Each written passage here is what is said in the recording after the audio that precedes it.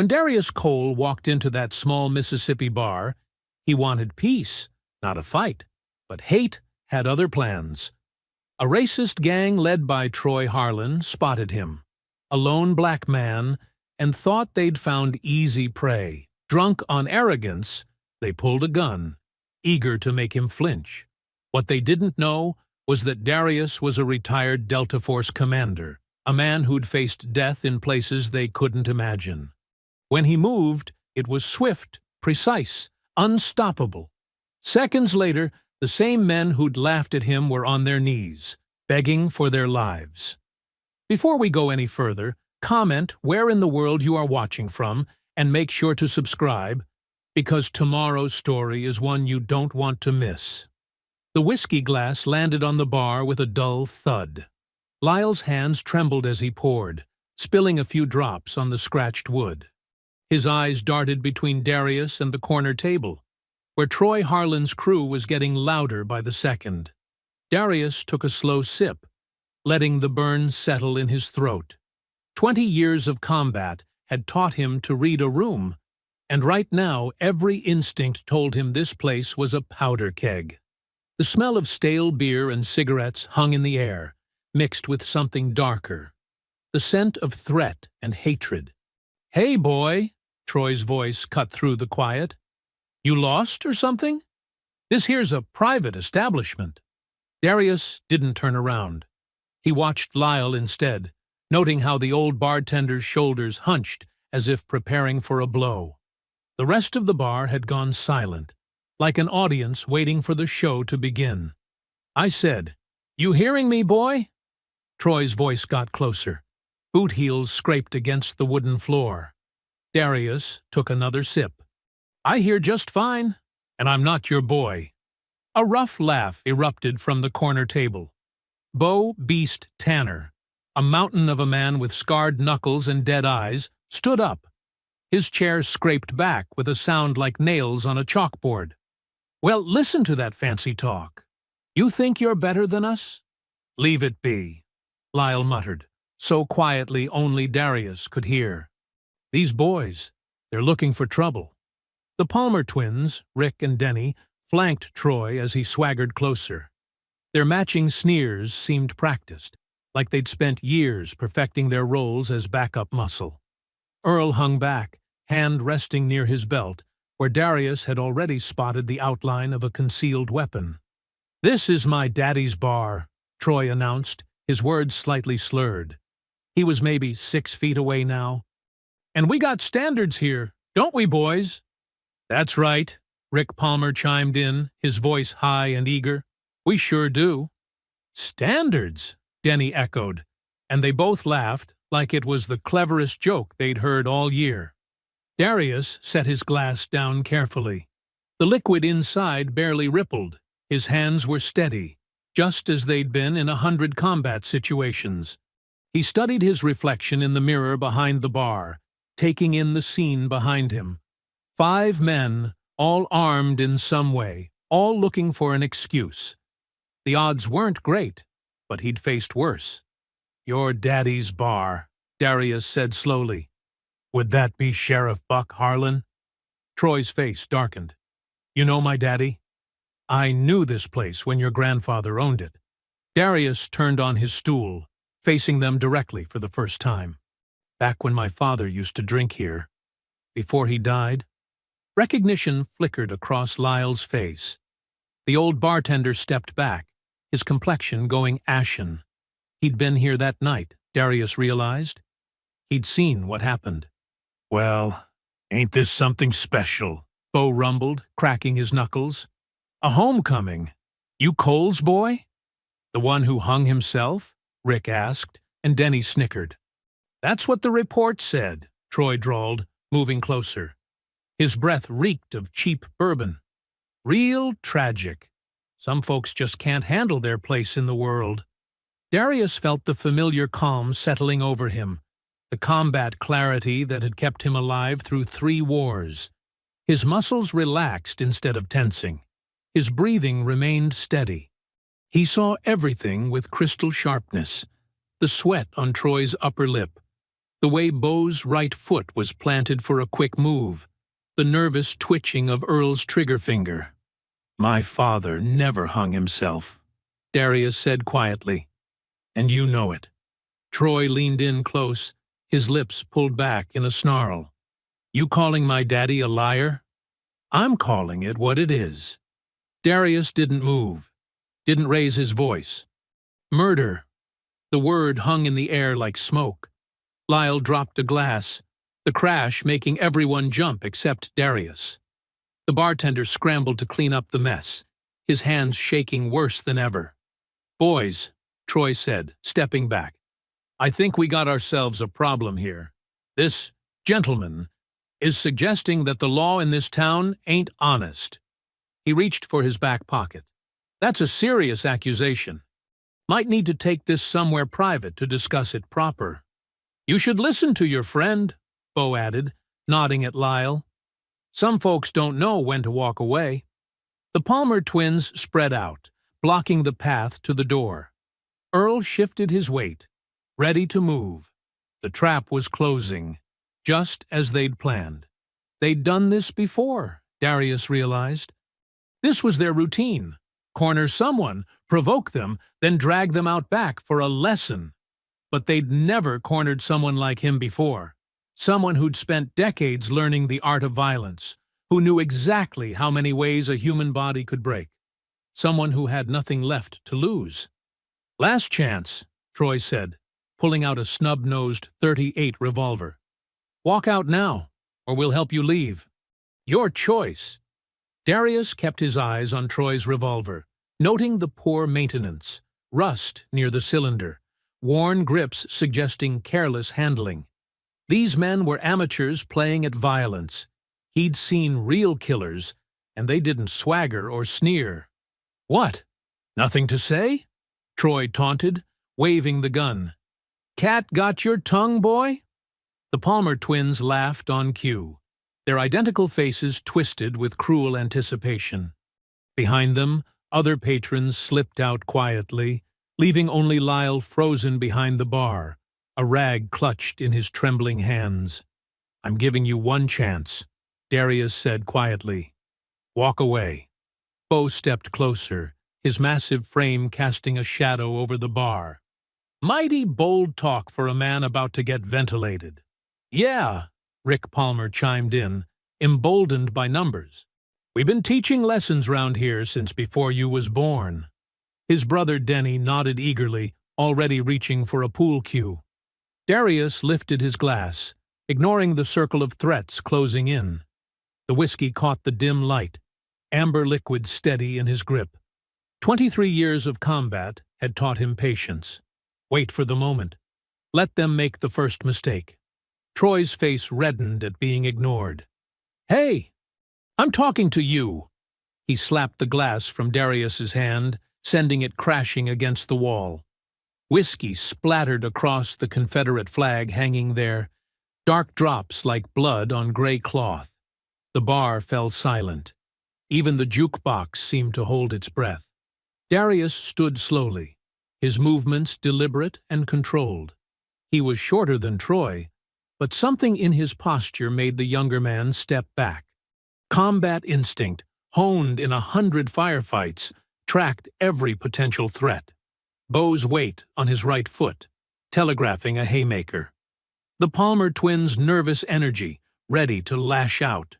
Earl by the door, hand still hovering near his own concealed weapon. "Boy, you better," Troy started, but Darius cut him off. "I'm not your boy." His voice carried the quiet authority of command. "I'm Major Darius Cole, United States Army, retired. Delta Force, and you're about to make a serious mistake." Troy blinked, alcohol-fueled bravado warring with sudden uncertainty. Then he sneered and pressed the revolver against Darius's chest. "Delta Force? That's supposed to scare me? This here's my town. My rules." "Last warning," Darius said softly. "Think very carefully about your next move." Troy's finger tightened on the trigger. The hammer clicked back and stuck. The revolver's mechanism, neglected and rusty, jammed solid. Time slowed. Before Troy could process what happened, Darius moved. His left hand clamped around Troy's gun hand, fingers finding pressure points that sent lightning bolts of pain through the wrist. His right hand twisted the revolver free as Troy's grip spasmed open.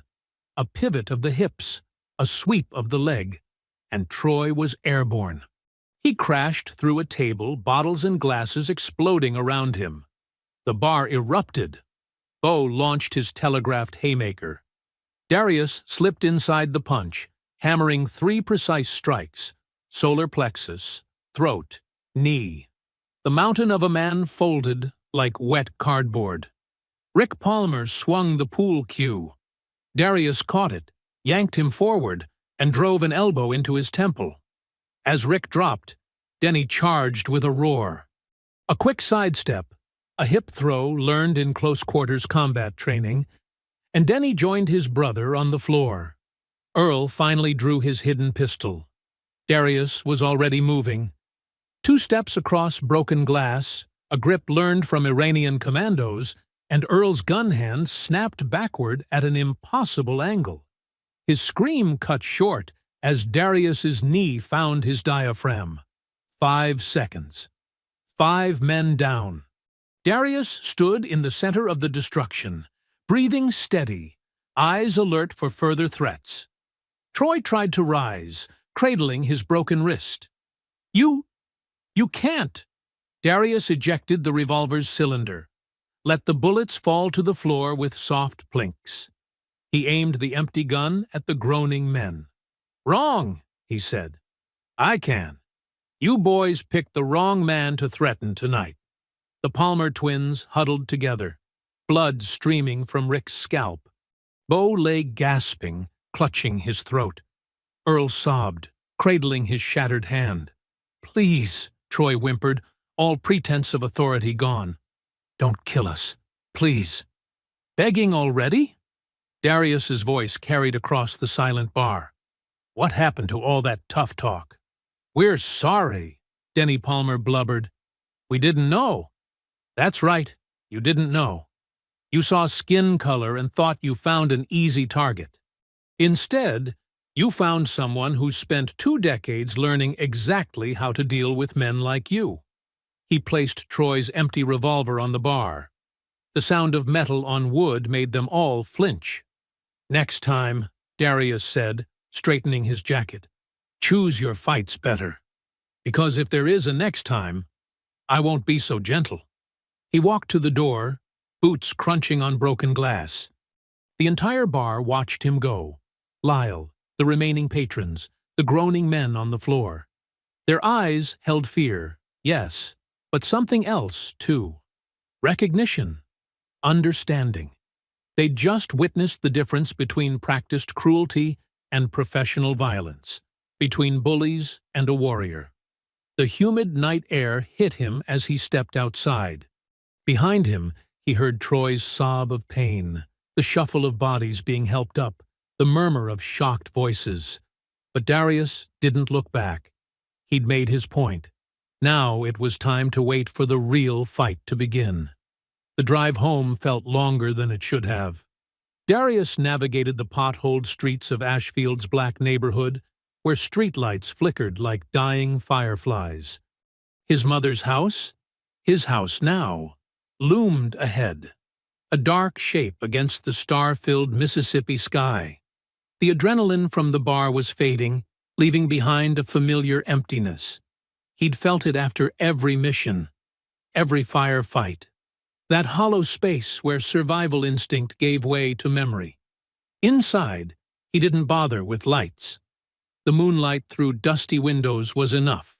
He sank into his father's old armchair, its springs groaning with age. From his wallet, he pulled out a worn photograph. Jeremiah Cole on his best day, standing proud in his Sunday suit outside the factory gates. "You always said stand tall," Darius whispered to the image, "even when they want you to kneel." The memory hit him like a physical blow. He was 12 again, watching his father address the workers outside the Harlan manufacturing plant. Jeremiah Cole's voice carried across the crowd, steady and strong despite the summer heat. "We ain't asking for special treatment," his father had declared. "Just what's right. Same pay for same work. Safety equipment that actually works. And respect, because we're men, same as anyone else." Sheriff Buck Harlan had been there that day, younger, but just as mean. His badge gleamed as he fingered his gun belt. "You're causing trouble, Cole. Making waves where you ought not." "The only trouble," Jeremiah had replied, "is pretending nothing's wrong while good people suffer." 3 days later, they found Jeremiah's body hanging in the old cotton mill. The official report called it suicide. But Darius remembered his mother's face at the funeral. Her words whispered into his hair as she held him. "They killed him for being proud, baby. For standing up straight when they wanted him bent." Darius set the photo down and moved to the stack of boxes in the corner. His mother had kept everything: letters, documents, newspaper clippings.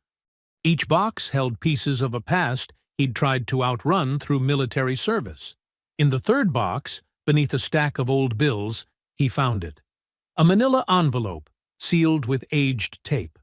Inside was a police report, the paper yellowed, but the words still clear. Sheriff Buck Harlan's signature sprawled across the bottom, declaring Jeremiah Cole's death a clear case of self-termination due to financial troubles. "Lies," Darius muttered. His father had been many things: stubborn, fierce, principled, but never suicidal. He'd had too much pride, too much fight in him. The report listed the evidence: a rope, a kicked-over chair, a suspicious amount of cash in Jeremiah's wallet. But what it didn't mention spoke volumes. No investigation into the bruises on his father's hands. No questions about the boot prints in the mill's dust that didn't match Jeremiah's shoes. No explanation for why a proud man would choose to die in the same place where local clan members had once held their meetings. Darius spread the papers across the coffee table, piecing together the truth he'd always suspected. This wasn't just about his father anymore. The report mentioned other suicides, all black men who'd stood up to the Harlans, all ruled death by their own hand. The phone's shrill ring cut through his concentration. Few people had this number, his mother's old landline that he'd kept connected out of habit. Major Cole. Reverend Samuel Miles's voice crackled with age and urgency. "I heard about what happened at Harlan's bar. News travels fast. In Ashfield? Like lightning through a storm cloud." The old preacher paused. "You need to know something, son. Buck Harlan, he ain't the kind to let his boy get humiliated without answering back. And Troy, he's meaner than his daddy, with less sense to control it. I'm not afraid of them, Reverend. Didn't say you should be, but being ready ain't the same as being afraid." Another pause, heavy with meaning. "Your daddy wasn't afraid either. That's what got him killed." Darius straightened. "You know something about that night?" "Know lots of things. Been keeping records for 30 years. Every cross-burning, every beating, every suicide that wasn't. Come by the church tomorrow. There's things you need to see." A flash of movement caught Darius's eye. Through the window, he spotted headlights. A truck idling across the street, its engine a low growl in the night silence. "I see, I've got visitors," Darius said quietly. "Lord, have mercy." The Reverend's voice tightened. "Be careful, son. This town's got more ghosts than graves, and some of them still wear badges. I'll call you tomorrow." Darius hung up, his eyes never leaving the truck. His hand found the familiar grip of his combat knife, secured in its sheath at his belt. 23 years of war had taught him to never go unarmed, even in peace. Especially in peace. The truck's headlights painted yellow squares on his living room wall, watching, waiting. Inside the cab, shadows moved. More than one person. They were testing him, seeing if he'd run or fight.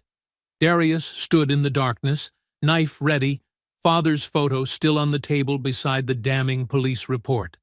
The choice between running and fighting had been made long ago, in a 12-year-old boy's heart, as he watched them lower his father's casket. The screen door creaked as Darius stepped onto his front porch. The night air hung thick with humidity, carrying the scent of honeysuckle and distant rain. His boots crunched on loose gravel as he walked toward the fence, where fresh red spray paint gleamed under the streetlight. Trash. The letters dripped like blood, still wet. Someone had taken their time, wanting him to know they weren't afraid to get close. He moved to his truck, running his hand along the cold metal. All 4 tires lay flat, deep knife slashes in the rubber. Amateur work. Angry cuts made by someone who'd never had to fight for real. 20 minutes later, Darius pushed through the heavy glass doors of the Ashfield Sheriff's Department. The fluorescent lights buzzed overhead, casting harsh shadows across faded wanted posters and outdated civic notices. Behind the front desk, instead of the usual deputy, sat Sheriff Buck Harlan himself. "Well now," Buck drawled, looking up from a manila folder, "if it ain't the returning hero." His smile didn't reach his pale blue eyes. "What brings a decorated veteran like yourself to my humble office?" Darius stood at parade rest, shoulders square. Vandalism and property damage to report. "That so?" Buck's weathered face creased with false concern. He wore his authority like cologne, too strong, meant to overwhelm. Shame about that. "Town ain't what it used to be." "Town's exactly what it used to be," Darius replied evenly. "That's the problem." Buck's smile tightened. He closed the folder and leaned back, his chair squeaking. A gold cross hung from his neck, catching the fluorescent glare. "Now, before we get to your complaint, might as well address the elephant in the room. That unfortunate business with my boy Troy. Your boy pulled a gun on me. That's attempted murder. Law enforcement officers can draw their weapons when they feel threatened." Buck's voice dripped honey-coated venom. "Troy's a deputy, after all, and you, well, you've got quite the record for violence. All them kills in Afghanistan, Iraq. PTSD's a hell of a thing. We both know that gun wasn't official business. Do we?" Buck stood slowly, his considerable height meant to intimidate. "Way I hear it, a peaceful gathering at Harlan's bar was disrupted by an aggressive outsider. My boy's wrist is broken. Rick Palmer's got 3 cracked ribs. That ain't the kind of behavior we tolerate in Ashfield. And what kind do you tolerate, Sheriff?" Darius met his stare. "Lynchings called suicides. Cross-burnings ruled as teenage pranks." Something cold flickered in Buck's eyes. "You're treading dangerous ground, son. Your daddy never did learn when to back down neither. Look where that got him. Are you threatening me?" "Lord, no." Buck spread his hands, all theatrical innocence. "Just offering friendly advice. Ashfield's got a certain way about it. Natural order of things. Folks who try to change that order, well, they tend to have accidents. History has a way of repeating itself around here." "I'll remember that," Darius said quietly. "When the FBI comes asking questions, get out of my office." The honey vanished from Buck's voice.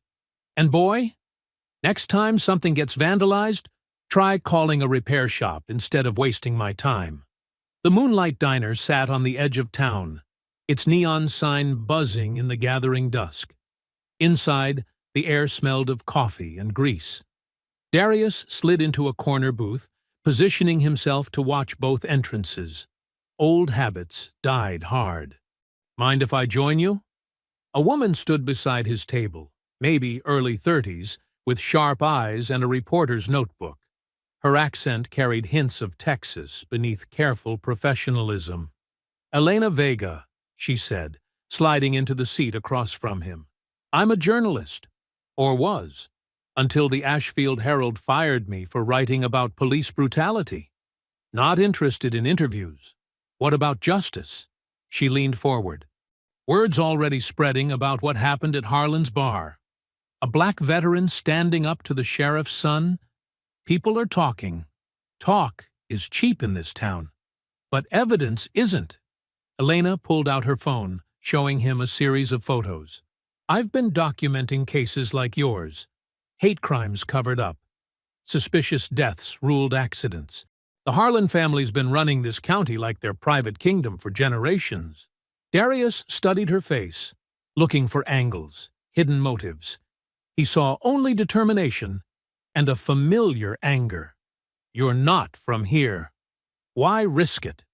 Because someone has to. She met his gaze steadily. The truth matters, even in places like Ashfield. Especially in places like Ashfield. The waitress brought coffee neither had ordered, her hands shaking slightly as she poured. Elena waited until she was gone before continuing. Let me tell your story, she said. Not just the bar fight, everything. Your father's death, the corruption, all of it. People need to know. Darius wrapped his hands around the hot mug, thinking of his father's voice. Stand tall, even when they want you to kneel. All right, he said finally, but not here. Too many ears. Later that night, Darius sat on his front porch, methodically cleaning his Sig Sauer P226. The familiar ritual of cotton patches and gun oil helped him think. Elena's questions had stirred up memories he'd rather forget, but maybe that was necessary. Some wounds needed reopening to heal properly. A shadow moved across his overgrown lawn. Too quick, too purposeful. The brick came next, sailing through his front window in a shower of glass. Darius was already moving, weapon forgotten as he charged into the darkness. But whoever threw it was gone, leaving only the brick and its attached note. In crude red letters, matching the spray paint on his fence, it read, "Next time, it'll be you." The sky was still dark when Darius pulled up to Mount Zion Baptist Church. The old brick building stood silent against the pre-dawn gloom, its stained glass windows dark and lifeless. He found Reverend Miles in his study, surrounded by towering bookshelves and the smell of old paper. "I've been expecting you," Miles said, his voice soft but steady. The Reverend's weathered face showed the weight of decades. He gestured to a worn leather chair. "Sit, son. We have much to discuss." Darius settled into the chair, noting how Miles moved carefully, like a man carrying invisible wounds. "You said on the phone you had information about my father. Not just your father." Miles crossed to a filing cabinet in the corner. His hands trembled slightly as he withdrew a thick manila envelope. "I've been keeping records. 30 years of crimes nobody wanted to remember." He spread photographs across his desk, black and white images of broken men, police reports with convenient conclusions, newspaper clippings yellowed with age. Darius leaned forward, his throat tight. "These are all murders," Miles finished, "called suicides, accidents, or just unexplained disappearances. All black men who stood up, spoke out, or simply existed in the wrong place." He tapped one photo. James Washington, 1992. Found hanging in his garage after filing a discrimination lawsuit. Another photo. Marcus Turner, 1997. Accidental. Drowning after witnessing a deputy beating a teenager. Darius's hands clenched as he recognized faces. Men who'd visited their house when he was young, who'd disappeared one by one. How many? 43 that I know of. Miles sank heavily into his chair. Your father was number 27. Each case signed off by Buck Harlan or his deputies. Each victim's family threatened into silence. Why didn't you come forward before? Miles's eyes clouded with old pain. I tried, son. Wrote letters to the FBI, called newspapers. But Harlan's got friends in high places. Evidence disappeared. Witnesses changed their stories. And those who pushed too hard? He gestured to the photographs. They joined this collection. Darius picked up his father's case file, scanning the official lies. But now we have Elena Vega. She's got connections outside Harlan's reach. And you? Miles smiled faintly. You've given people hope. That bar fight did more than hurt Troy's pride. It showed folks that the Harlans can bleed. They spent the next hour planning. Miles would copy his files, Elena would build the story, and Darius would gather living witnesses, if any would talk. The sun was rising when Darius walked into Harlan's bar again.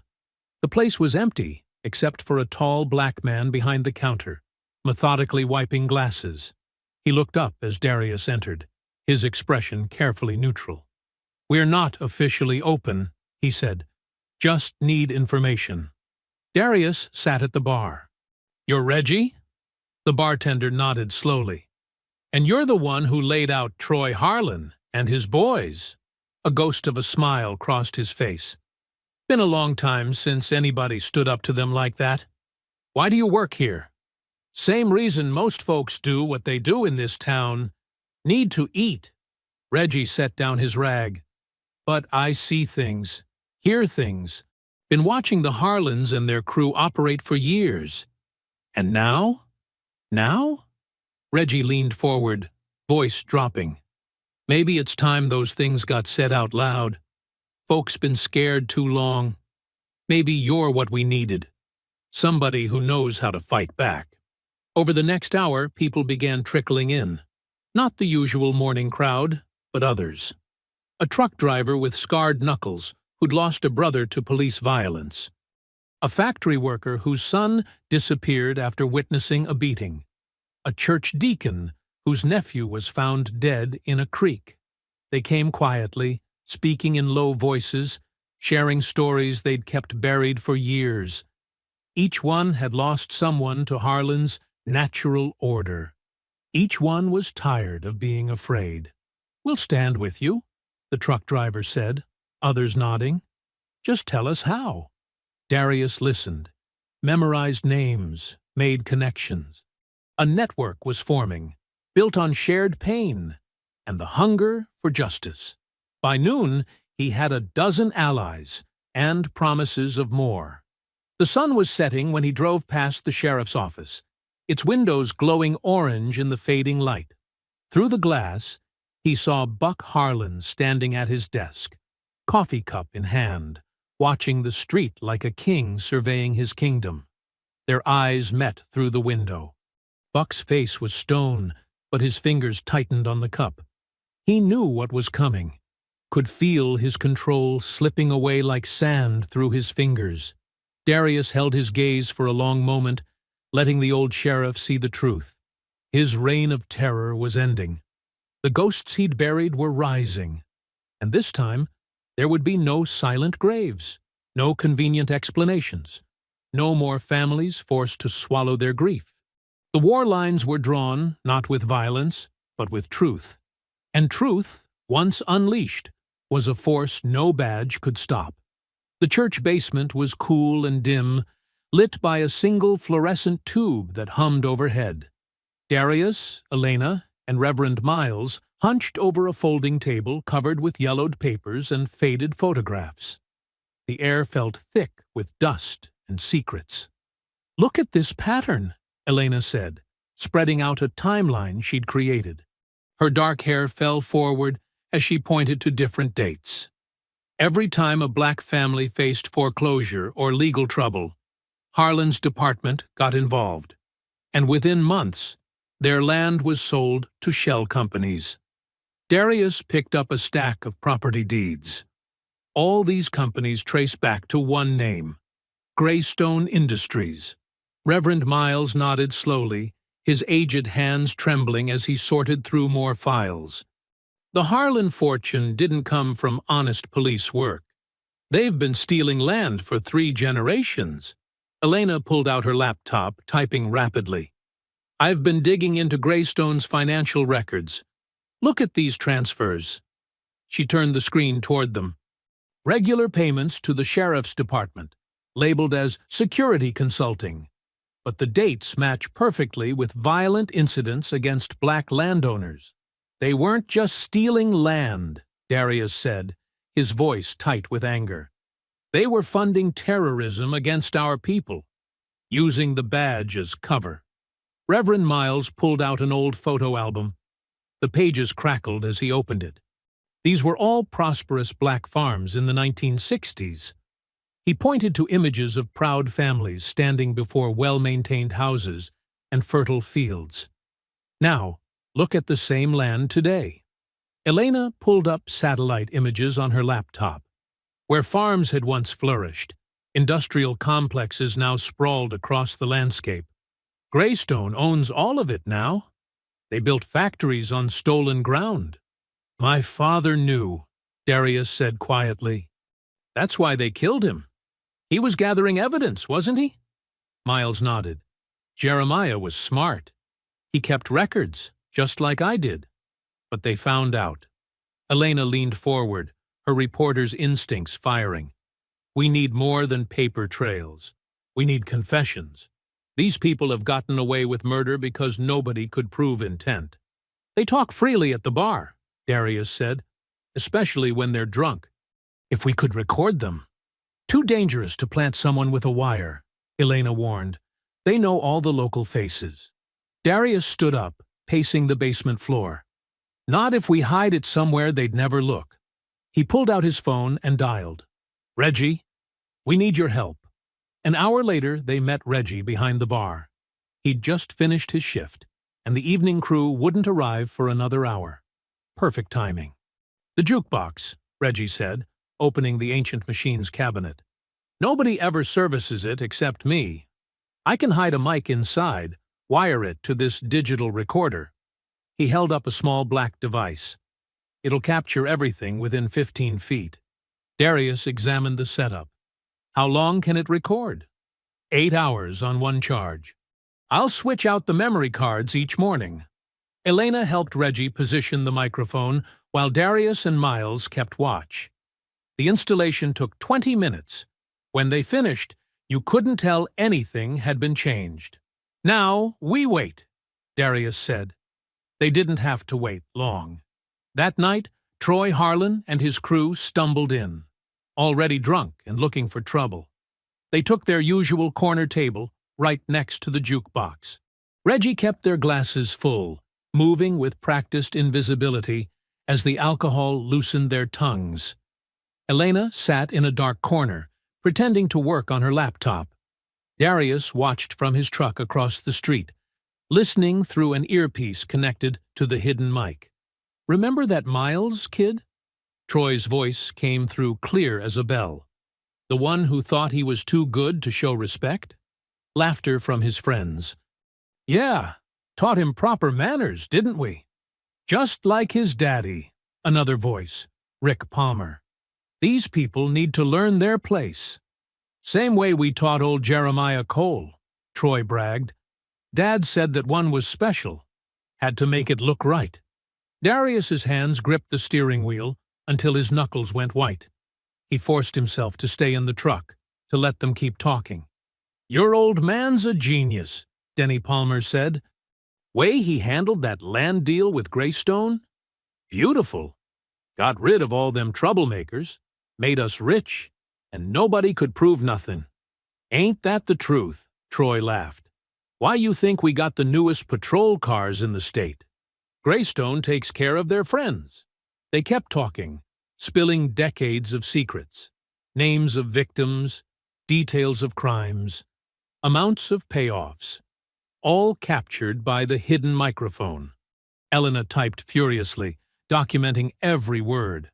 Sometimes I miss the old days, Troy said, his voice slurring, when people knew their place, like that Miles boy. What was his name? Marcus? Malcolm? Michael, Rick corrected. Michael Miles. Caught him talking to my sister at the church picnic. That's right, Troy grinned. Found him walking home that night. Me and Dad showed him what happens when you don't respect boundaries. Shame about the accident afterward, Denny added, chuckling darkly. Wasn't no accident, Troy boasted. Dad said make it look like one. So we did. Just like all the others. The conversation continued, each confession more damning than the last. In his truck, Darius listened with cold fury as Troy and his friends laughed about his father's murder, about Michael Miles, about dozens of other victims whose families still grieved. The recorder captured everything, every name, every crime, every casual admission of guilt. By midnight, they had enough evidence to destroy not just the Harlans, but the entire corrupt system they'd built. Elena slipped out first, clutching her laptop like a treasure. Reggie kept serving drinks, his face a mask of practiced indifference.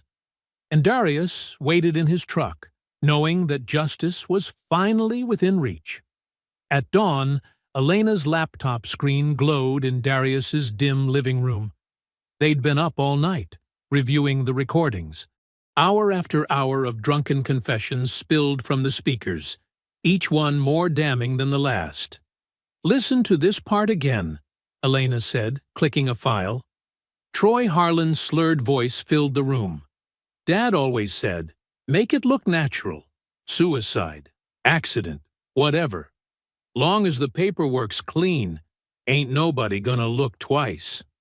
Darius's jaw tightened. He stood up and paced, his military boots silent on the worn carpet. They're bragging about murder like it's a joke. Elena nodded, typing rapidly. I've counted 17 specific incidents they've mentioned. Names, dates, methods, all of it matching unsolved cases in the county records. She pulled up a spreadsheet full of details. And look at this pattern with Greystone Industries. Every time they removed someone, Greystone bought the land within months. How are we releasing this? Darius asked. I've prepared anonymous packages for every major network, Elena said. Plus selected reporters I trust. Once it hits the wire services, it'll spread fast. She pressed a key. And sent. They waited, watching news sites and social media. At first, nothing. Then, just after lunch, the dam broke. Breaking, shocking audio reveals decades of police violence in Mississippi town. Murder, corruption, and land theft. Small town's dark secret exposed. Sheriff's Department implicated in systematic racial violence. The stories spread like wildfire. Within hours, protesters gathered outside the courthouse, their signs demanding justice. News vans clogged Main Street, reporters doing live shots with the Confederate statue in the background. Darius watched from his porch as more people arrived. Not just locals, but activists and journalists from across the state. The air crackled with energy. Change was coming to Ashfield, ready or not. His phone buzzed constantly. Black residents he'd known as a child called to thank him, to offer support, to share their own stories of abuse. You did what we've been scared to do for years, Reverend Miles told him. You gave us our voice back. Elena monitored the media coverage from her laptop. Look at this, she said, turning up the volume on a news clip.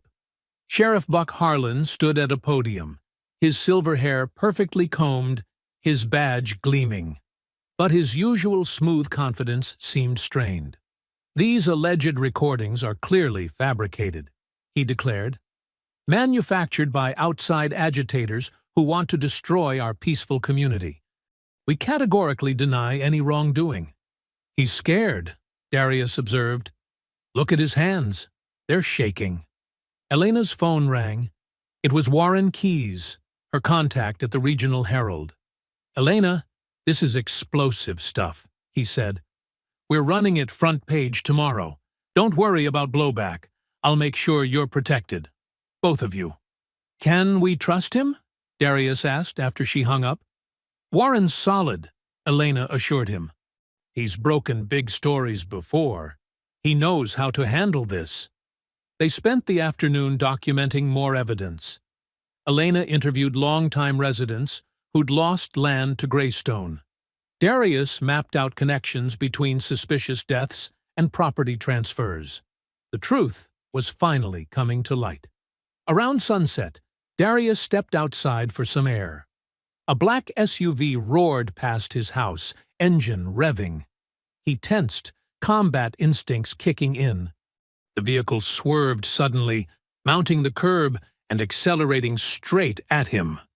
Darius dove and rolled, feeling the wind from the SUV as it missed him by inches.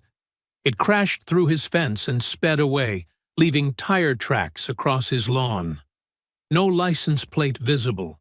He pulled himself up, checking for injuries. Just scrapes and bruises. Elena ran outside, phone already dialing 911. "Don't bother," Darius said. "They won't do anything." "This is getting dangerous," Elena said. "They're desperate now." Back inside, they double-checked the security of their evidence files. Elena had encrypted everything, storing copies on multiple secure servers. "Even if they get to our computers, the truth is already out there," she said. Her phone chimed, a message from an unknown number. Elena's face went pale as she read it. Without a word, she turned the screen toward Darius. 2 simple words. "They know." "Warren?" Darius asked. Elena's hands trembled slightly as she set down the phone. "Has to be. He's the only one who knew the full scope." She took a deep breath. "I thought I could trust him. I've known him for years." "Trust is expensive in this town," Darius said grimly. He checked his weapon, then began securing the windows. The sun was setting, painting long shadows across the floor. They both knew darkness was coming, in more ways than one. Elena kept working, her fingers flying across the keyboard. They can't stop what's already in motion. The story's too big now. But her voice held a note of uncertainty that hadn't been there before. Outside, more vehicles cruised past the house, moving slowly, deliberately, watching, waiting. The war for Ashfield's soul was entering a new phase, and the enemy had just shown their hand. Night fell over Ashfield like a heavy curtain.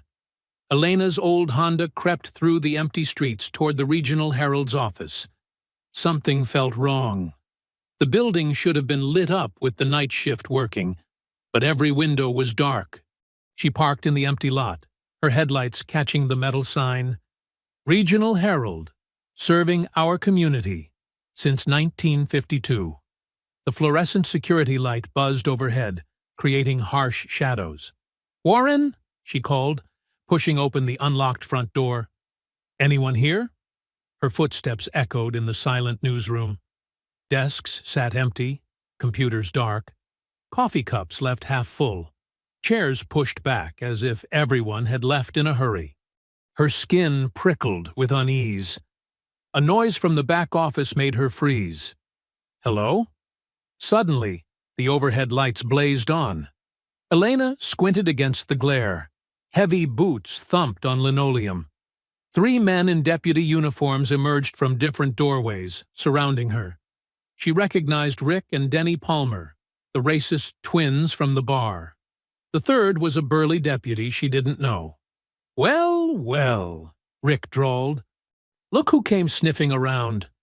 Elena backed toward the door, but Denny was already there, blocking her escape. Her laptop bag felt heavy on her shoulder. "Where's Warren?" she demanded, trying to keep her voice steady. "Mr. Keyes received a generous offer to take an early retirement," the burly deputy said. "Sheriff Harlan can be very persuasive when it comes to protecting this town's interests." Elena's stomach dropped. Warren had sold them out. All those years of trust, friendship, shared stories, worthless against a fat envelope of cash. "Hand over the laptop," Rick said, stepping closer. "Nice and easy." "Go to hell." Elena swung her bag like a weapon, catching Rick in the face. She darted past him, but Denny grabbed her hair, yanking her back. The laptop clattered to the floor. They were rough, professional. No permanent damage, but enough force to make their point. When they finished, Elena lay curled on the floor, tasting blood from her split lip. Rick stomped on her laptop, crushing it. "Message from the sheriff," the burly deputy said, crouching beside her. "Stop digging, or next time won't be so gentle." He dropped a handful of papers beside her, printouts of her encrypted files. Warren had given them everything. They left her there, taking the broken laptop. Elena waited until their cars pulled away before fumbling for her phone. Her hands shook as she dialed. "Darius," she whispered when he answered. "Help." He found her 15 minutes later, still huddled on the newsroom floor. His face hardened at the sight of her bruises. Without a word, he helped her up, supporting her weight. "Warren betrayed us," she managed. "They have everything. Can you walk?" When she nodded, he led her quickly to his truck. "They'll be back. We need to move." They drove out of town, taking back roads into the dense woods. Elena's whole body ached. She kept seeing Warren's betrayal in her mind. Years of friendship sold for a price. Darius's phone rang. His knuckles whitened on the steering wheel as he listened. "Understood. We're coming."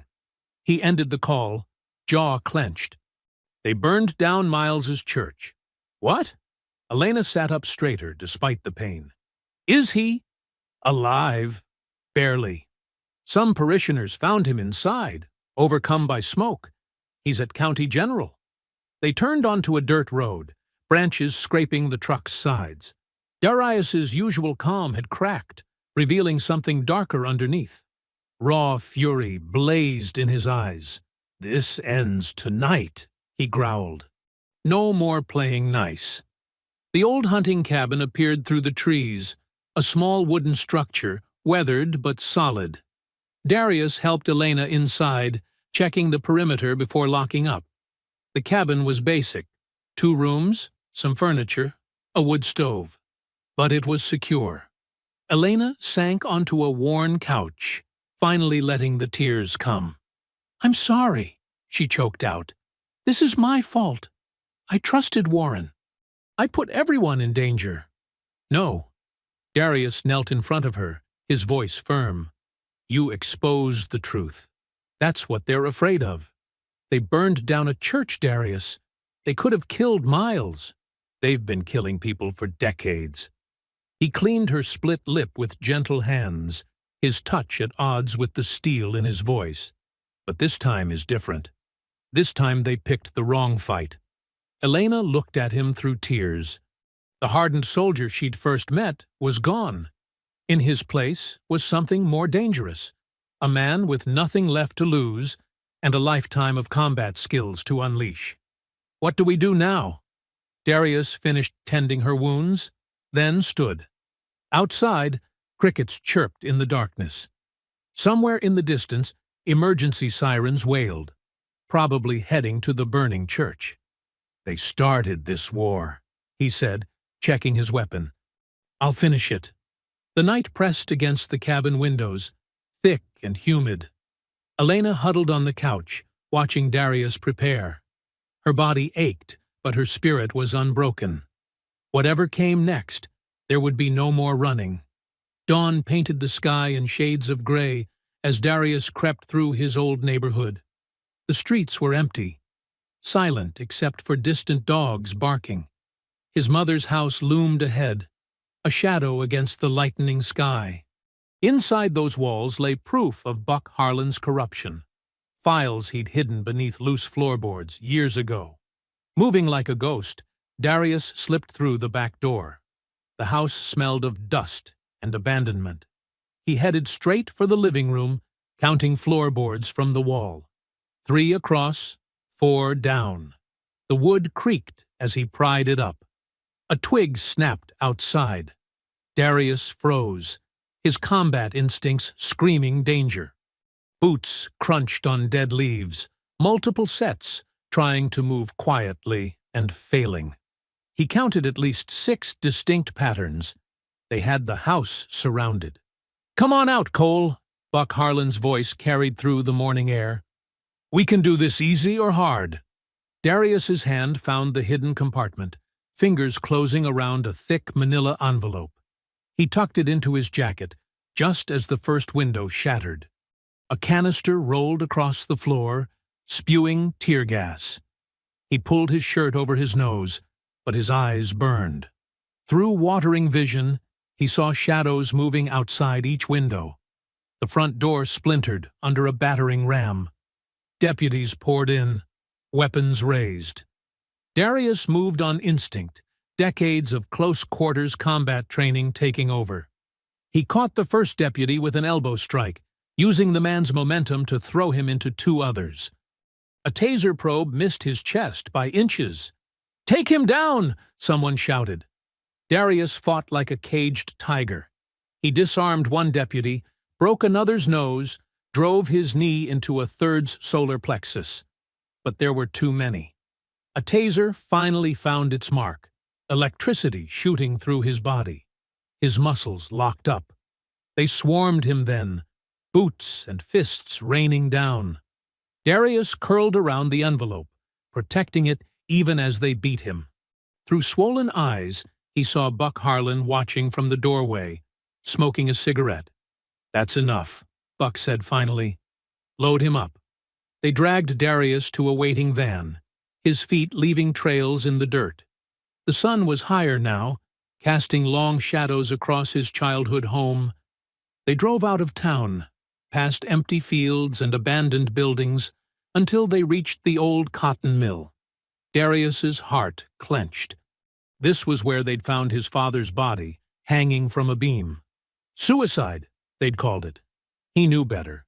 The mill's interior was dark, dusty. Rusted machinery loomed like prehistoric monsters. They tied him to a wooden chair beneath the same beam where Jeremiah Cole had died.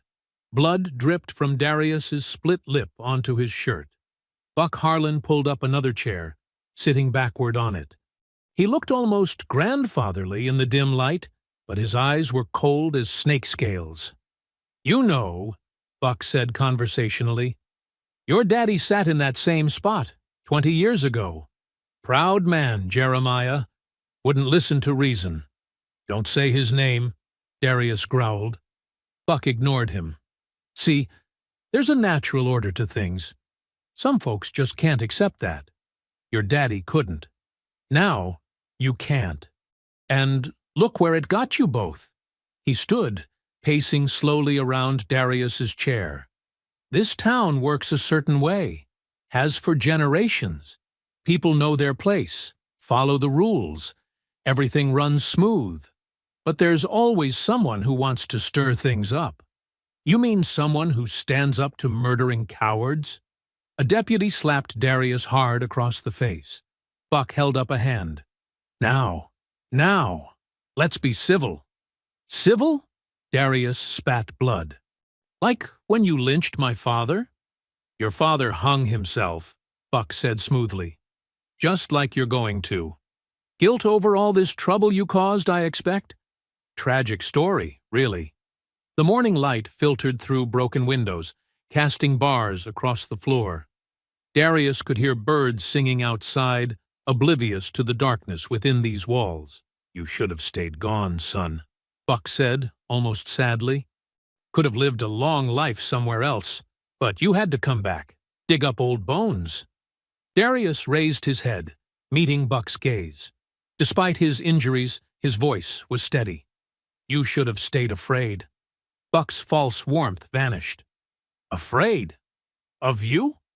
He laughed, but there was an edge to it. "Look around, boy. You're done. No one's coming to help. No one even knows you're here." He nodded to his deputies. "Keep him company till dawn. Then make it look convincing." Buck walked out, boots echoing on concrete. Sunlight streamed through the broken windows, painting golden squares on the dusty floor. Darius closed his eyes, feeling the rope bite into his wrists. "Jeremiah," he whispered, his father's name a prayer in the musty air. Then his training kicked in.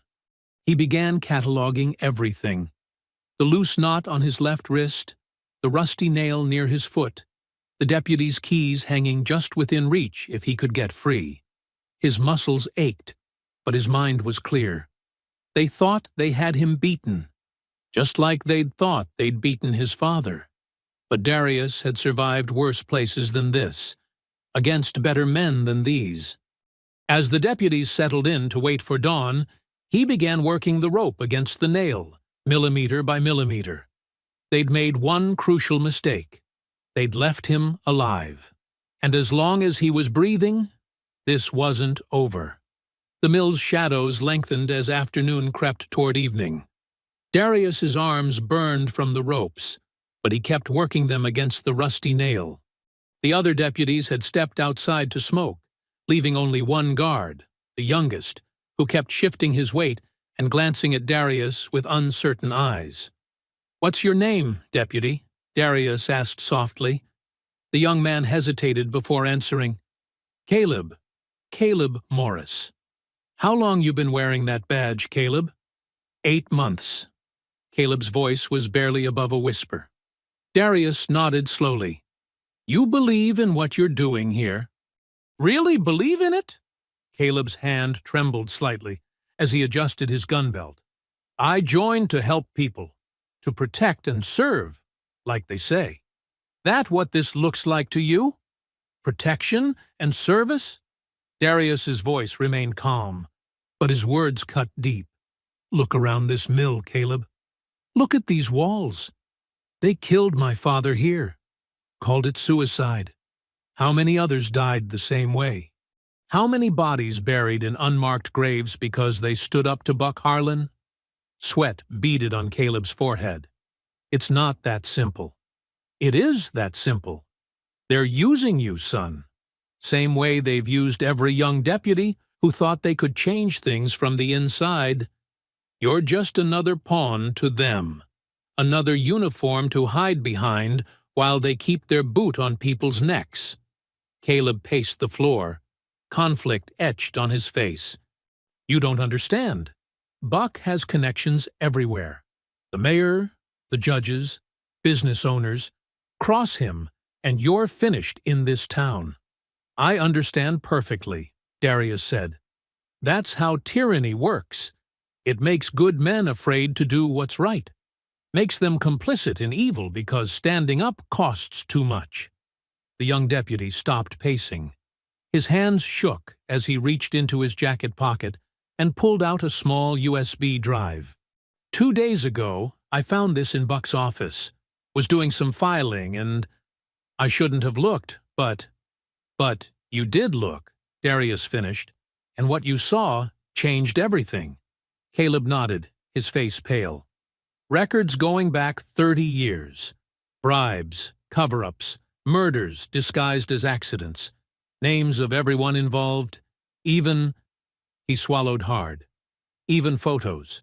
Trophies they kept." Darius leaned forward in his chair. "You know what has to happen now, Caleb. Question is, can you live with yourself if you do nothing?" Silence stretched between them. Outside, they could hear the other deputies laughing, sharing crude jokes. Caleb's hand moved to his knife. "They'll kill me if they find out," he whispered. "They'll kill you anyway someday," Darius replied. "When you know too much, or grow a conscience they can't control. At least this way, you die standing for something." The knife blade touched the ropes. Caleb's hands steadied as he made his choice. "The electrical box is behind that column," he muttered, cutting faster. "Main breakers labeled in red. There's a Glock in the desk drawer by the door." The ropes fell away. Darius rubbed his wrists, nodding gratefully. "You're doing the right thing. Just—" Caleb pressed the USB drive into Darius's hand. "Make it count. Make them pay." Darius moved silently to the electrical box.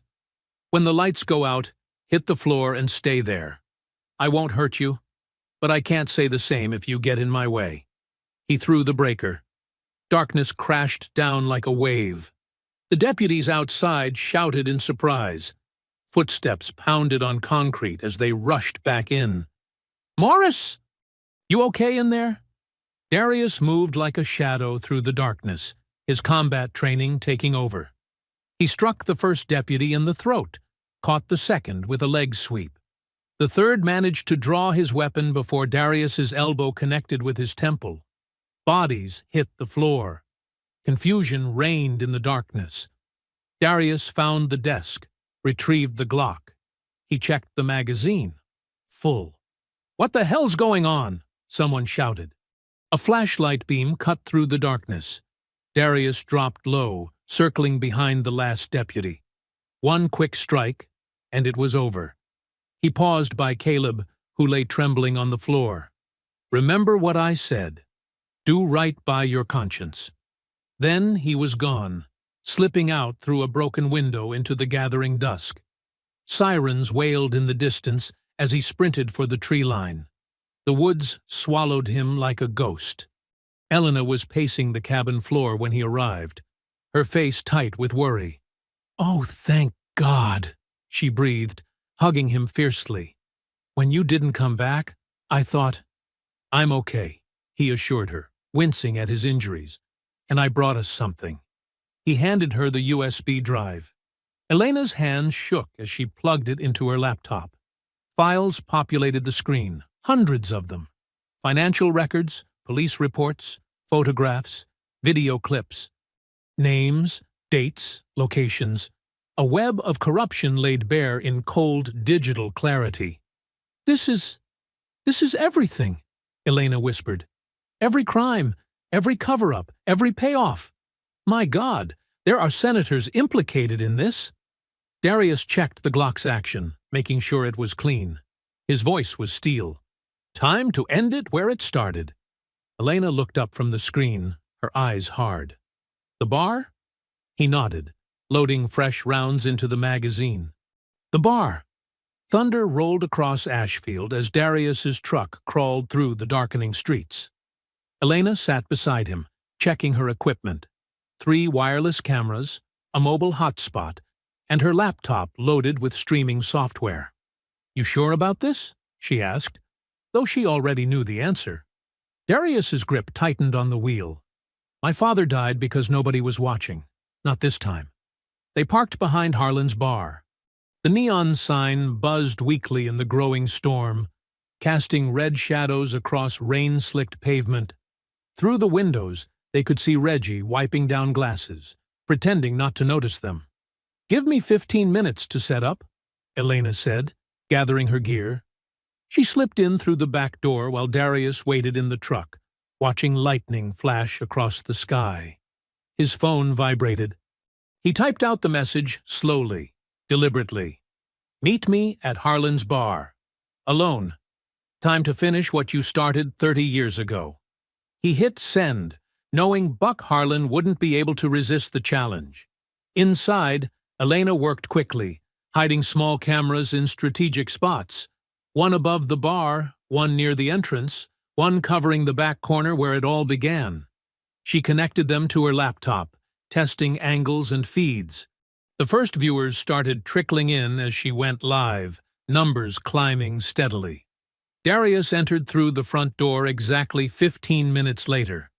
The few early customers fell silent, watching him cross to the bar. Reggie's hands shook slightly as he poured the whiskey. Neat, just like before. "You don't have to stay," Darius told him quietly. Reggie straightened his spine. "Yes, sir, I do. Been hiding from these people too long." More locals filtered in, drawn by the growing tension. Word spread through town like wildfire. Something was about to happen at Harlan's.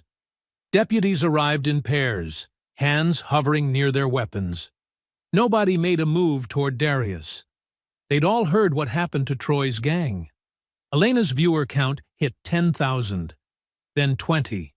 Social media exploded as people shared the link. Comments scrolled past like a waterfall. "What's happening? Who is this guy? Isn't this where that racist gang got beat down?" Darius stood at the bar, exactly where he'd stood that first night. Same spot, same drink, same calm exterior hiding the storm inside. But this time, he wasn't alone. This time, the world was watching. Rick and Denny Palmer slunk in, their deputy badges gleaming dully. They huddled in a corner, casting nervous glances at Darius. Their broken noses and black eyes hadn't fully healed. Thunder cracked overhead. Rain drummed against the roof. Elena's camera caught every detail. The sweat on people's foreheads, the tension in their shoulders, the way conversations died to whispers. 30,000 viewers, she murmured into her phone, updating Darius. News networks are picking up the feed. A truck's headlights swept across the windows. The door creaked open, and Troy Harlan stumbled in, his arm still in a cast. His face was flushed with alcohol and fear poorly disguised as anger. He tried to draw his gun, but his hands were shaking too badly. "Sit down, son," Darius said, without turning around. "You already know how this ends." Troy's face twisted with rage, but he backed away, finding a seat near his friends. The bar had grown crowded now. It seemed like half the town was packed inside, pressed against walls, watching history unfold. Elena's viewer count topped 50,000. Comments poured in faster than anyone could read them. Local news vans appeared outside, their lights cutting through the rain. Darius took another slow sip of whiskey. Lightning flashed, illuminating the Confederate flag still hanging behind the bar. He remembered his father's face, remembered his mother's tears, remembered 30 years of silence and fear. 70,000, Elena whispered. "Keep stalling. People are recording this everywhere." The storm growled overhead like an angry beast. Rain rattled the windows. The air grew thick with cigarette smoke and anticipation. Darius checked his phone, a message from Reverend Miles. "The whole world's watching now. God be with you." Headlights again, but different this time, the unmistakable shape of a police cruiser. The bar fell completely silent. Even the storm seemed to pause. Heavy boots on wet pavement. A shadow crossed the door. The hinges squealed as Sheriff Buck Harlan stepped inside, his son Troy right behind him. Both men carried guns openly, Buck's service weapon on his hip, Troy clutching a revolver in his good hand. Water dripped from Buck's hat brim as he surveyed the scene. His eyes narrowed at the cameras, at Elena's laptop, at the phones recording from every angle. But when he looked at Darius, his face showed only cold hatred. 100,000 people watched through Elena's feed as the two men faced each other across the bar where it all began. 3 decades of buried crimes and hidden bodies hung between them like smoke. Buck's hand settled on his gun. "You should have stayed gone, boy." Darius turned slowly, his expression carved from stone. The whole town held its breath, watching the moment when everything would finally change. Buck's weathered face twisted into a mocking smile. "You think anyone's going to believe the ravens of some outsider? This is my town. Always has been. Your town?" Darius's voice carried across the silent bar. "Let's see what your town thinks about this." He pressed a button on his phone. The TV screens mounted around the bar flickered to life. Security footage from the mill appeared first, showing Buck and his deputies dragging Darius inside. More screens lit up in sequence, displaying decades of carefully hidden evidence. "These files were in your office, Sheriff," Elena's voice narrated through the speakers. "Bank transfers from Greystone Industries to offshore accounts. Death certificates falsified under your authority. 30 years of covered-up murders, all bearing your signature." Buck's smug expression cracked as photographs filled the screens. Black men found hanging, ruled suicides, burning crosses on front lawns, deputies posing with bloody batons. Each image was time-stamped, documented, undeniable. "That's right," Darius said quietly. "Every dirty secret, every covered-up crime. Live streaming to over 100,000 people right now." The crowd pressed against the walls, phones recording everything. Some deputies shifted uncomfortably, looking between Buck and the damning evidence. "Here's an interesting one," Elena continued. The screens showed old land deeds. Property stolen from black families in the 1990s, falsified charges, forced sales, all ending up in Harlan family hands. Including this bar we're standing in. Buck's face had gone pale. "This proves nothing. I've got witnesses who'll—" "Like these witnesses?" A new video played. Troy and his gang at the bar, drunk and boasting about past violence. Their own voices betrayed them. "Remember that Miles boy? Made sure he'd never testify." "Shut it off!" Buck roared. "Deputies! Arrest him! Now!" But half the deputies didn't move. Young Caleb Morris stepped forward, removing his badge. "No, sir. Not this time." He walked to stand beside Darius. Other deputies followed, the scales of fear finally outweighed by conscience. The Palmer twins backed away, looking lost without clear orders to follow. Rain hammered the roof as lightning flashed. The viewer count topped 200,000. Comments flooded in from across the country. "Justice! Arrest the sheriff! Finally! Your own son confessed it all," Darius said, pointing to another screen where Troy's drunken voice described his father's system of bribes and threats. "The whole operation, recorded right here in this bar." Buck's hand tightened on his gun. "You think some videos change anything? I still run this county. My friends in the State House are already under federal investigation," Elena cut in. "The FBI has everything. They're watching this live stream too. Check your phone, Sheriff. Feel those walls closing in?" Buck's phone was indeed buzzing constantly. His face twisted with rage as he read the messages. Everything was unraveling, his carefully built empire of fear crumbling in real time. Troy, sweating and wild-eyed, raised his revolver with his good hand. "Shut up! Just shut up!" His voice cracked with panic. "Put it down, son," Darius warned. "Don't make this worse." "Troy," Buck barked. "Don't—" But Troy was beyond hearing.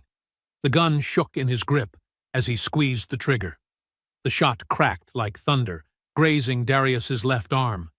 Darius dove and flipped a heavy oak table for cover. Screams erupted as people stampeded toward the exits. Bottles shattered behind the bar as more shots rang out. "Hold your fire!" Caleb shouted, drawing his weapon. Other deputies did the same, but chaos had already exploded through the room. Tables overturned, chairs flew. The Palmer twins scrambled for cover behind the bar with Reggie, who was already calling 911. Elena kept filming, her camera catching every moment as the bar descended into mayhem. 250,000 watching, she called out. "Everything live!" Buck tried to restore order, but his authority had evaporated. His commands were drowned out by the sound of approaching sirens and the continuing storm. Troy fired wildly, bullets splintering wood and shattering mirrors. People pressed against the walls or huddled under tables. The viewer count climbed higher as the world watched Ashfield's power structure implode. Through the chaos, Darius's voice cut clear and steady. "It's over, Buck. You can't bury the truth this time." The old Confederate flag behind the bar caught a stray bullet and fell, landing in a puddle of spilled whiskey and broken glass. The cameras caught the symbolism perfectly. The old order literally falling as justice finally arrived in Ashfield. More shots rang out as Troy's panic spread to the few deputies still loyal to Buck. The bar became a war zone of flying bottles, overturned furniture, and terrified screams.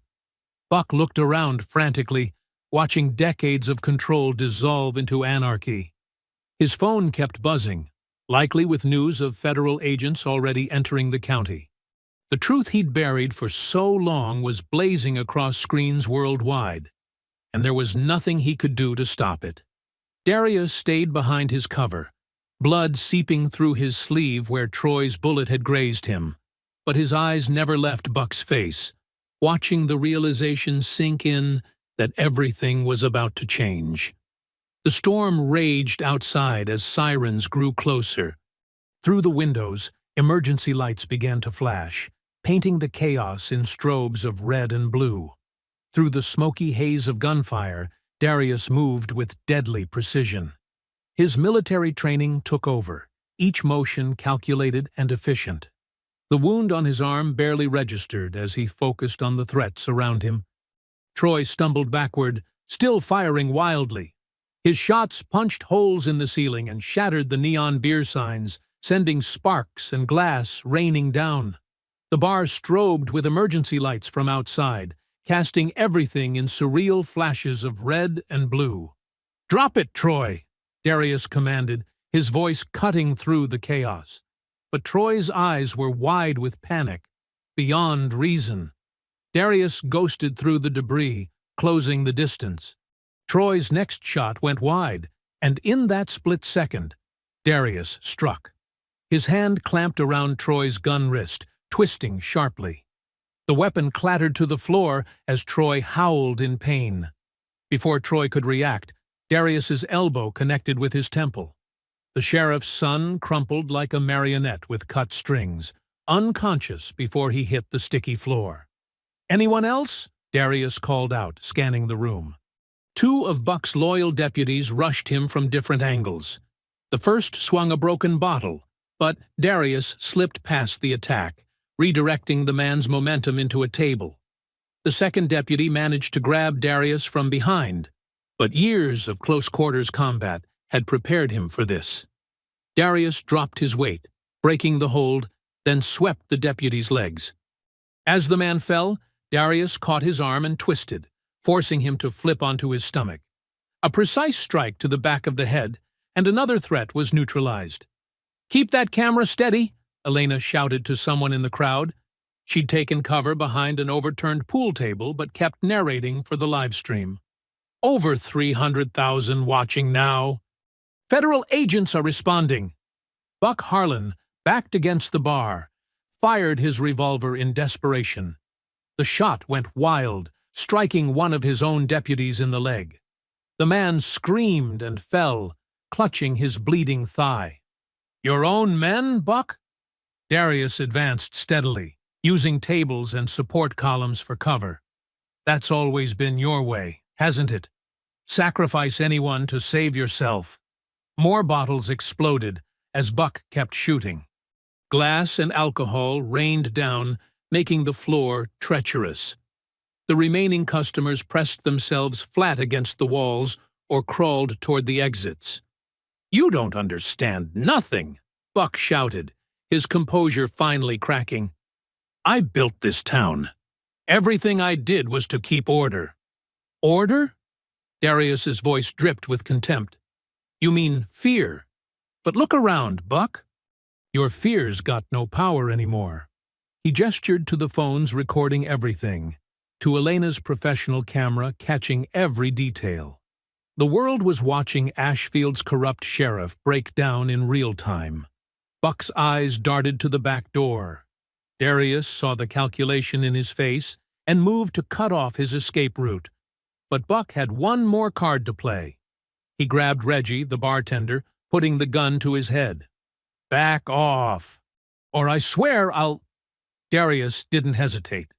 While Buck was focused on him, Caleb Morris had circled behind the bar. The young deputy brought his baton down hard on Buck's gun arm. Reggie twisted free as the weapon clattered away. "You ungrateful little—" Buck started to snarl at Caleb, but Darius was already moving. His first strike knocked Buck back against the bottles. The second drove the wind from his lungs. The third, and precise hit to the jaw, sent the sheriff sprawling across his own bar. "It's done, Buck," Darius said quietly. "Your kind of justice is finished in Ashfield." But Buck wasn't finished. He pulled a backup revolver from his ankle holster, eyes wild with hate. "To hell with all of you!" The door burst open.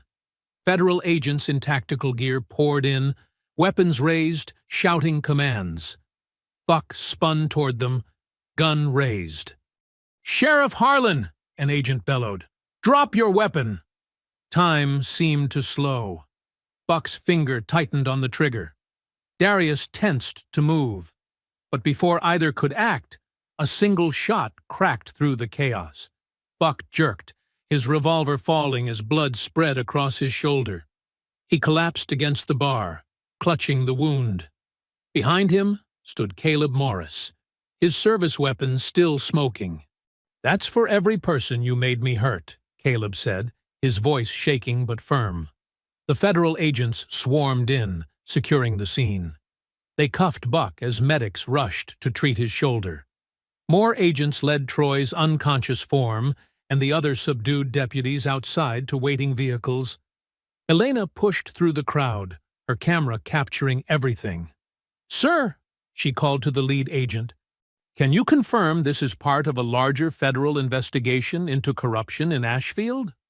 "No comment at this time," the agent replied professionally. "But we've been watching that live stream. Good work." He nodded to both Elena and Darius. Outside, the storm was breaking. Rain pounded the parking lot as red and blue lights painted the puddles. News vans were already arriving, drawn by the viral broadcast of justice finally reaching this small corner of Mississippi. Darius watched as Buck was led out in handcuffs, head bowed, finally stripped of his power. The old sheriff looked small now, just another corrupt man facing consequences at last. The rain intensified as federal agents led Buck Harlan and his son to separate vehicles. Their hands were cuffed behind their backs, their shoulders slumped in defeat. Townspeople gathered despite the downpour, pressing against the police tape, phones raised to capture the historic moment. Elena stood under the bar's awning, her camera steady as she reported live. "The viewer count just passed 1 million, she announced, her voice strong despite her exhaustion. Buck Harlan's decades-long reign of terror in Ashfield is officially over. Darius leaned against the doorframe, watching the scene unfold.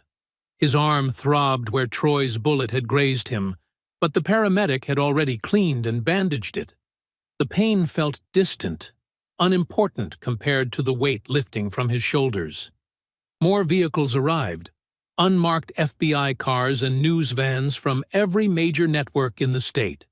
Agents in windbreakers marked FBI streamed into the sheriff's office across the street, emerging with boxes of files and hard drives. "Major Cole!" A reporter pushed through the crowd, microphone extended. "How does it feel to be vindicated?" Before Darius could answer, more questions flew at him. "Did you plan this confrontation? Were you working with federal authorities? What message do you have for other corrupt officials?" Elena stepped in front of him protectively. "Major Cole will make a full statement later. Right now, he's cooperating with the ongoing investigation." Inside the bar, forensics teams photographed bullet holes and collected shell casings. Caleb Morris sat with federal agents, giving his statement about years of witnessed corruption.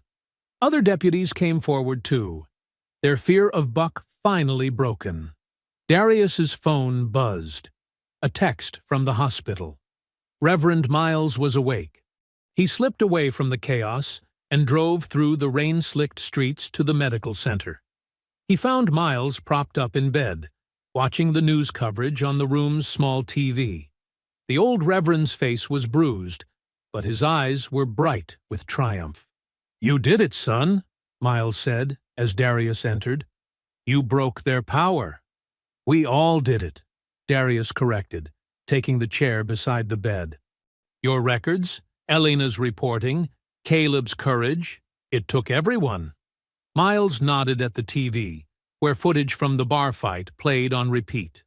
"Look at those viewing numbers. The whole country's seeing what we lived with. No more hiding it." A nurse came in to check Miles's vitals, pausing to squeeze Darius's shoulder. "My daddy worked at that mill with your father," she said softly. Thank you for making them answer for what they did. By evening, the story had exploded. Elena's comprehensive article, detailing 30 years of corruption and violence, ran on every major news site. Her former paper issued a public apology for firing her, offering her job back with a promotion. She declined, announcing plans to start her own investigative news site focused on exposing systemic injustice. The FBI's initial statement confirmed a years-long investigation into the Harlan family and their connections to Greystone Industries.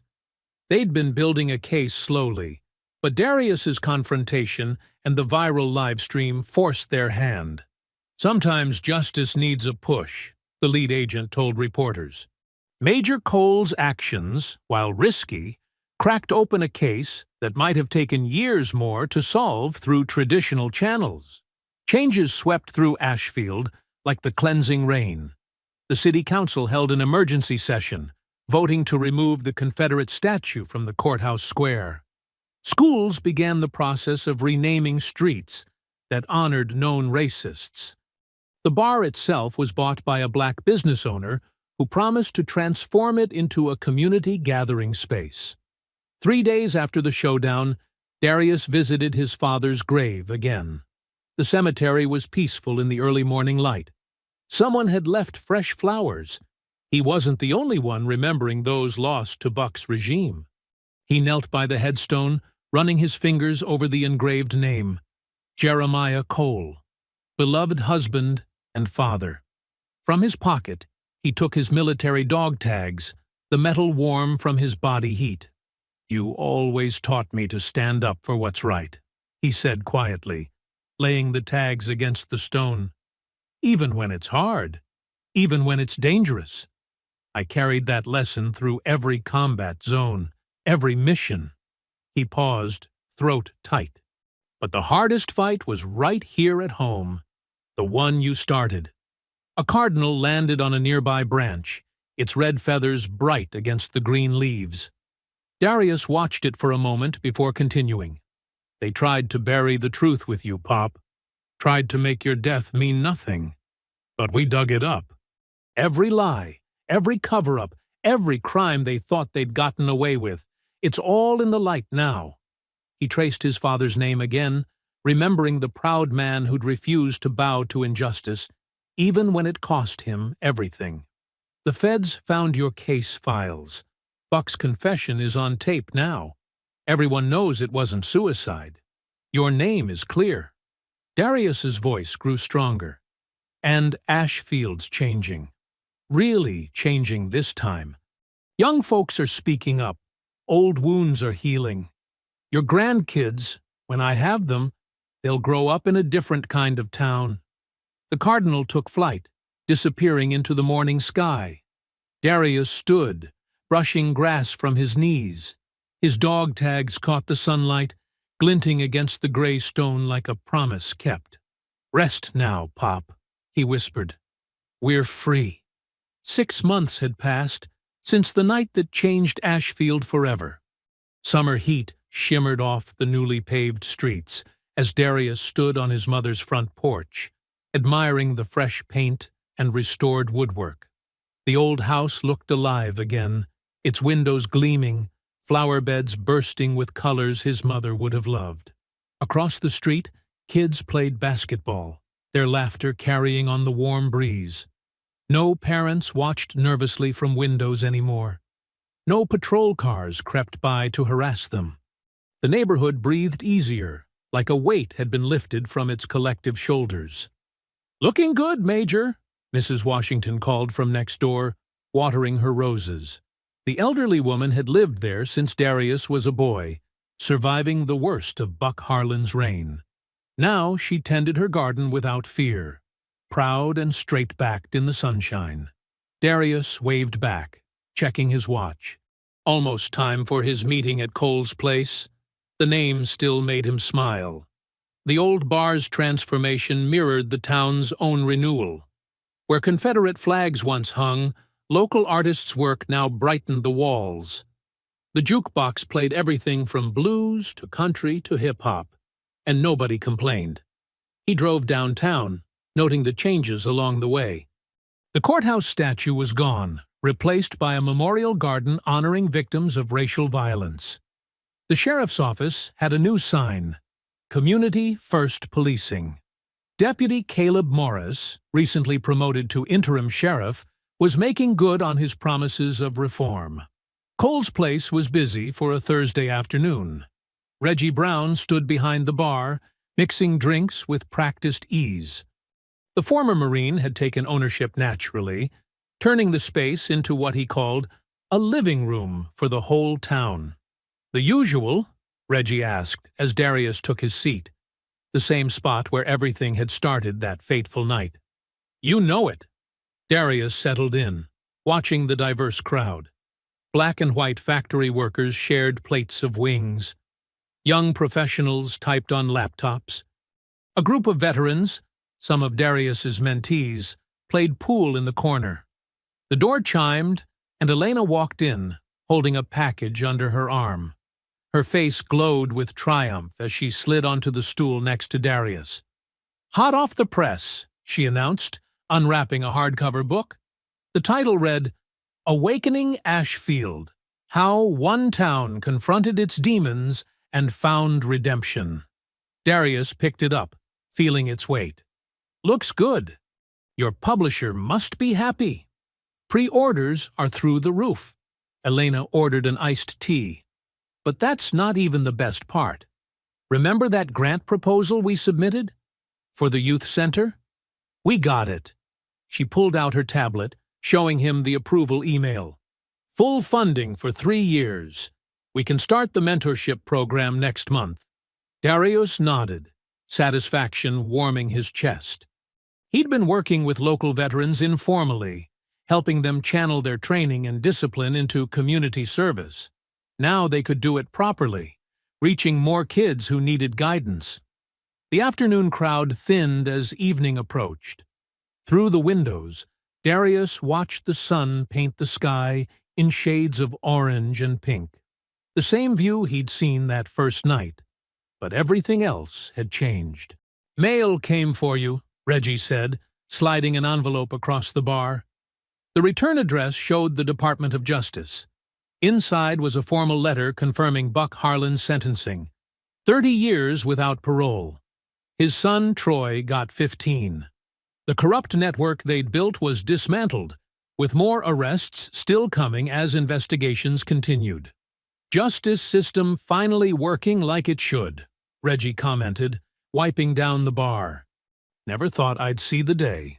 "Speaking of justice," Elena added, "did you hear about Greystone Industries? The shareholders voted to create a reparation fund for families who lost their land. They're returning properties or paying fair market value, plus damages." The news settled over them like a blessing. Darius thought of his father, imagining his proud smile. Jeremiah Cole had died fighting this fight, but his sacrifice hadn't been in vain. The evening regulars started filtering in. Among them was Reverend Miles, walking with a cane but standing tall. The old pastor had become a symbol of resilience, his rebuilt church now a center for community healing. "Your daddy would love this place," Miles said, taking a seat near Darius. "Remember how he used to say everyone deserves a table to sit at, a glass to drink from? And respect while they do it," Darius finished. The lesson had stayed with him through war zones and combat missions. Now it was helping rebuild his hometown. Through the open door came the sounds of children playing, people greeting neighbors, cars passing peacefully. Normal sounds, but they meant everything. This was what freedom felt like. Not just the absence of fear, but the presence of possibility. Reggie turned on the evening lights, their warm glow reflecting off the polished bar. The jukebox played soft blues, a local artist's soulful voice filling the room. On the walls, photographs told Ashfield's story, the pain, the fight, and finally, the victory. As the sun sank lower, painting the sky in deep purples, Darius raised his empty glass. Reggie understood without words, pouring another measure of amber liquid. "Whiskey," Darius said quietly. "Neat. I hope you enjoyed that story. Please share it with your friends and subscribe so that you do not miss out on the next one. In the meantime, I have handpicked 2 stories for you that I think you will enjoy. Have a great day.